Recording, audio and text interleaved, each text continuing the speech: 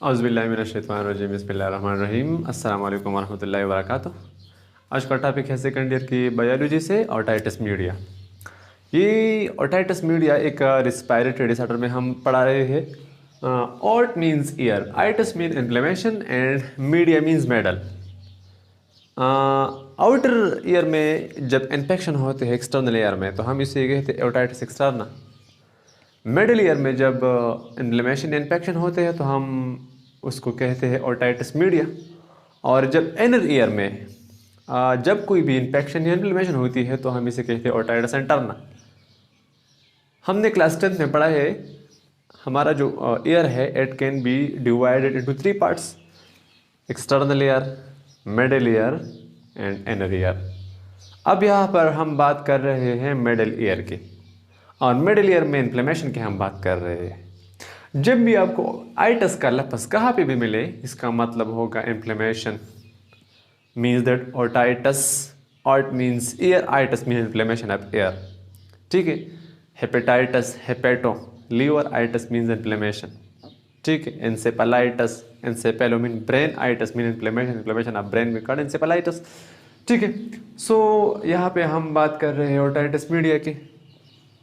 आपने एक ऑर्गन याद करना है और अस्टिशियन ट्यूब। ये अस्टिशियन ट्यूब क्या है? बाज़ लोग इसे अस्टिशियन ट्यूब भी कहते हैं। ये है मिडिल ईयर, ये है पेरेंक्स, और पेरेंक्स में ये है नेज़ोपेरेंक्स। हमने पहले पढ़ाया है इसको, नेज़ोपेरेंक्स। इस मिडिल ईयर से नेज़ोपेरेंक्स को एक ट्यूब जाती है। इस ट्यूब को हम कहते हैं अस्टिशियन ट्यूब।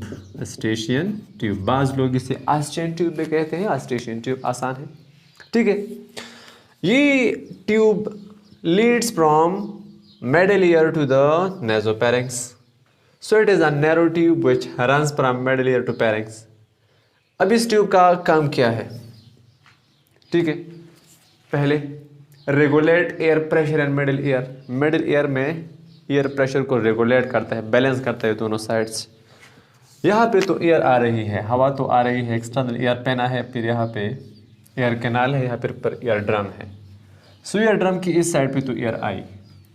हम जब सांस लेते हैं तो नेजल कैविटी के ज़रिए लेते हैं या मुंह के ज़रिए लेते हैं, माउथ के ज़रिए लेते हैं। तो this air well travels through eustachian tube to middle ear. तो टेम्पेनिक मेम्ब्रेन यानी ईयर ड्रम, यहाँ पे ईयर ड्रम है, ईयर ड्रम के दोनों साइड पे अभी ईयर का बैलेंस मेंटेन हो गया। ठीक है। देख तो ये काम करता है। दूसरा, रिफ्रेश ईयर, ईयर ये कान को ताज़ा हवा भेजती है। ठीक है। ये ट्यूब यह through nose drain normal secretion from middle ear. ये मिडिल ईयर में जब कोई सिक्रीशन प्रोड्यूस होती है तो इसको ड्रेन करते हैं पेरेंक्स को, या हम इसको बाहर फेंकते हैं या जाती है स्टमक को, फिर वहाँ पर इसीलिए इसको किल कर देते हैं, फिर डाइजेस्टिव सिस्टम के जरिए बाहर निकलती है।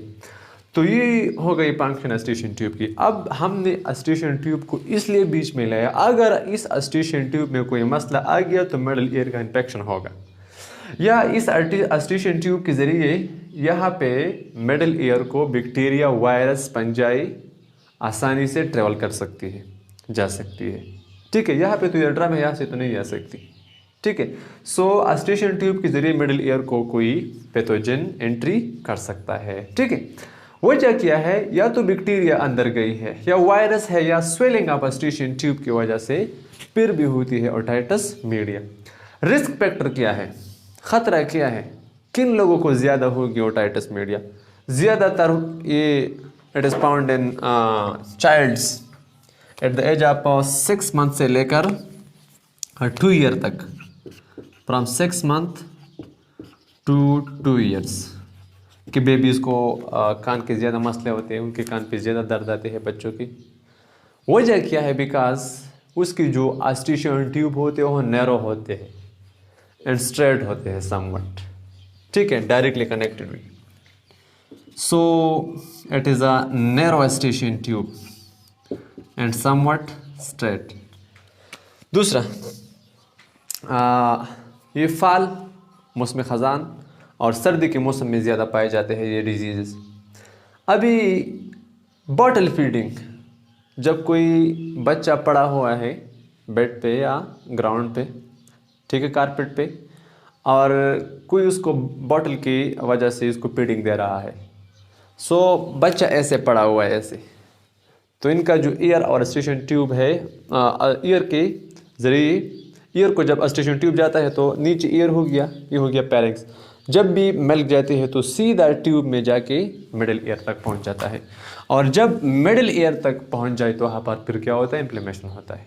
सो बच्चों की फीडिंग का एक प्रॉपर पोजीशन है, ये मदर्स को समझाना चाहिए, इसको अवेयर करना चाहिए। जब बच्चा प्रॉपर पोजीशन पे ना हो फीडिंग के लिए तो फिर उसको मसले आते हैं ईयर के, फिर उसको मसले आते हैं मिडल ईयर के और टाइटस मीडिया के।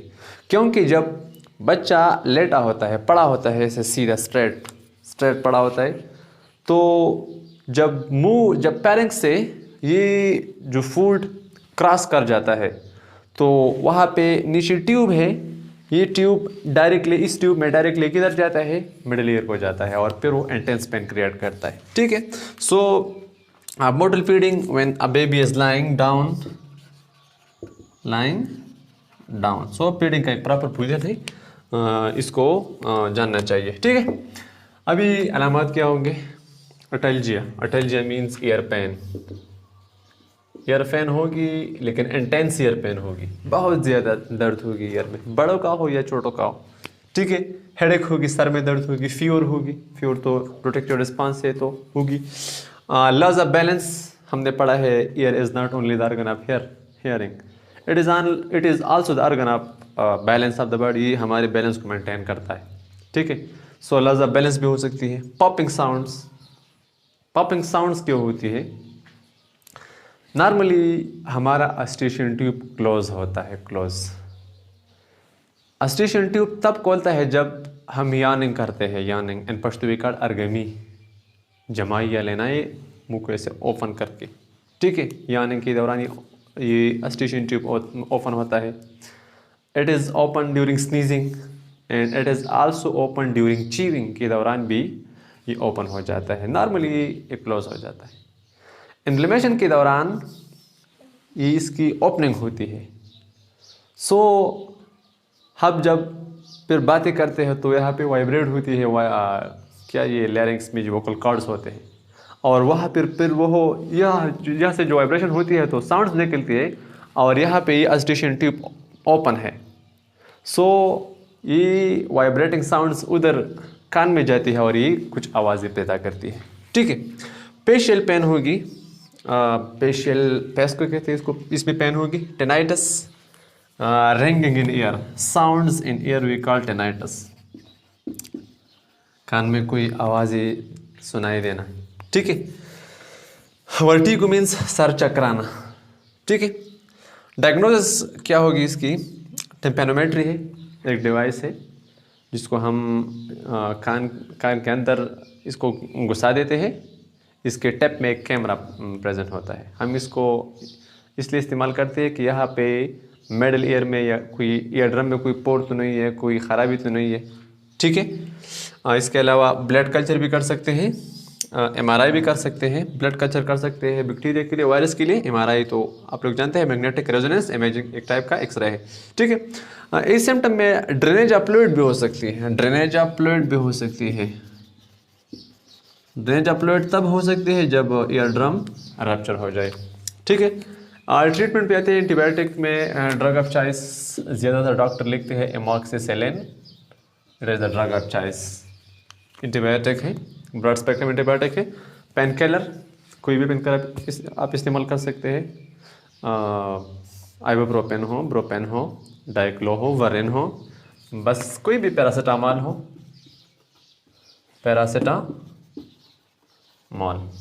एंटीस्टामिनिक, एंटी एलर्जिक है, कोई भी एंटी एलर्जिक आप इस्तेमाल कर सकते हैं, सिट्रेक्स, सिट्रेजिन, कोई भी। स्टेरॉइड फॉर इन्फ्लेमेशन के लिए हम इसको इस्तेमाल करते हैं, for inflammation, to reduce inflammation, for quick recovery we use steroids. ठीक है, हम टेम्पेनोटॉमी भी कर सकते हैं। Tympanotomy in opening is done in ear drum to drain fluid. Tympanotomy एक ऐसा प्रोसीजर है जिसमें हम ईयर ड्रम में एक सुराख बनाते हैं, जिसके ज़रिए हम अंदर जो मिडिल ईयर में फ्लूइड प्रेजेंट होती है इसको हम ड्रेन कर सकते हैं। This is all about the otitis media. Hope that you will understand better. Thank you so much, keep watching us और हमें अपनी दुआओं में याद रखिए। अल्लाह हाफिज़।